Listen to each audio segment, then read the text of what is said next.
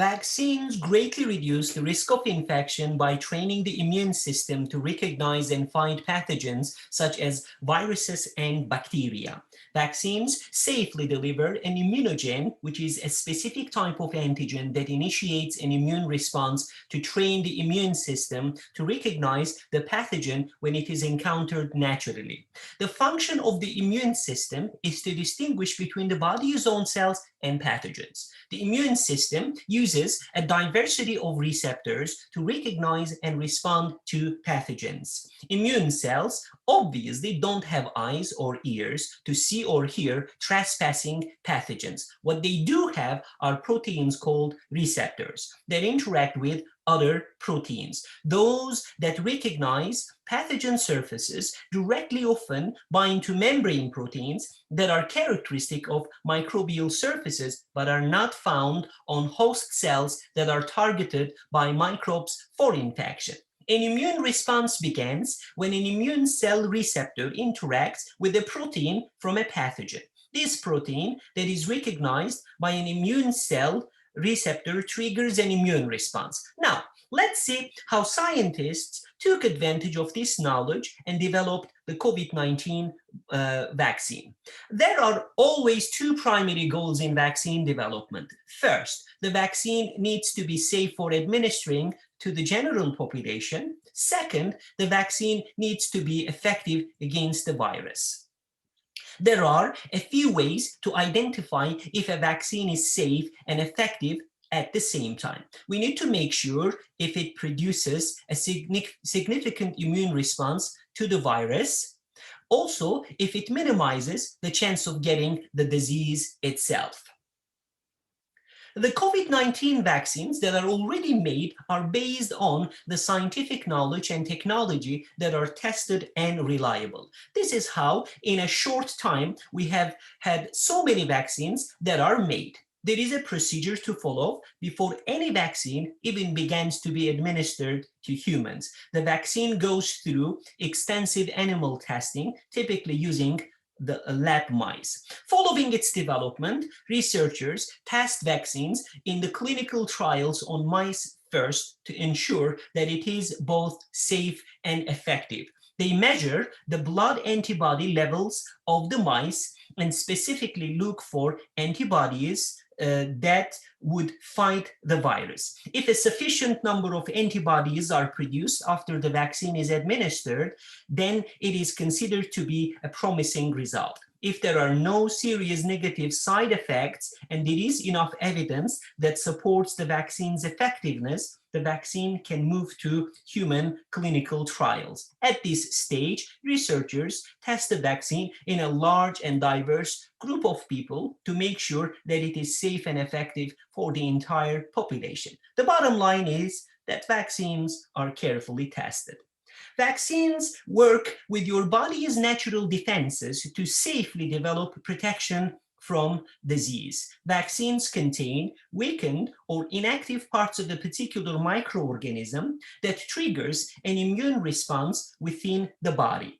A vaccine helps your immune system to produce antibodies just like it would if you were exposed to the disease. You can consider antibodies as the soldiers in your body's defense system. Each antibody is trained to recognize one specific virus. Once the virus antibodies are produced, they work with the rest of the immune system to destroy the virus and stop the disease. Once the body produces antibodies in its primary response to a virus, it also creates antibody-producing memory cells that remember that virus. If the body is exposed to the same virus more than once, the antibody response is much faster and more effective than the first time around because the memory cells are ready to make antibodies against that virus. Unlike most medicines which treat or cure diseases, vaccines prevent them. This means that if the person is exposed to that virus in the future, their immune system will be able to respond immediately, protecting against disease. After getting vaccinated, we have protection from that disease without having to get the disease first. This is what makes vaccines such powerful medicines. There are 4 types of vaccines. Each type is designed to teach your immune system how to fight off certain kinds of germs and serious diseases they cause. Many conventional vaccines use whole viruses to trigger an immune response. There are 2 main approaches. Leave attenuated vaccines use a weakened form of the virus that can still replicate without causing illness. Inactivated vaccines use viruses whose genetic material has been destroyed so they cannot replicate, but can still trigger an immune response. Both types use well-established technology and pathways for regulatory approval, but leave attenuated ones may risk causing disease in people with weak immune systems. Inactivated virus vaccines can be given to people with compromised immune systems. Nucleic acid vaccines use genetic material, either DNA or RNA, to provide cells with the instructions to make the antigen. In the case of the COVID-19, which is usually the viral spike protein. Once this genetic material gets into human cells, it uses our cells' protein factories to make the antigen that will trigger an immune response. Viral vector vaccines also work by giving cells genetic instructions to produce antigens, but they differ from nucleic acid vaccines in that they use a harmless virus different from the one the vaccine is targeting to deliver these instructions into the cell. Viral vector vaccines can mimic natural viral infection and should therefore trigger a strong immune response. Let's take a look at some examples. The Pfizer and Moderna vaccines are mRNA vaccines. If you think of DNA as the manual to build an organism, RNA is a page out of that manual. Make a photocopy of that page and you get messenger RNA or mRNA, the recipe for a protein of that organism. The Pfizer and Moderna vaccines are mRNA that encodes the COVID-19 spike proteins, which is present on the surface of the COVID-19 virus.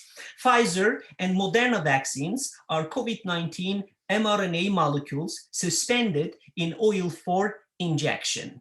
The mRNA vaccine gets delivered to the cell and makes a component on the COVID-19 virus, not a whole virus.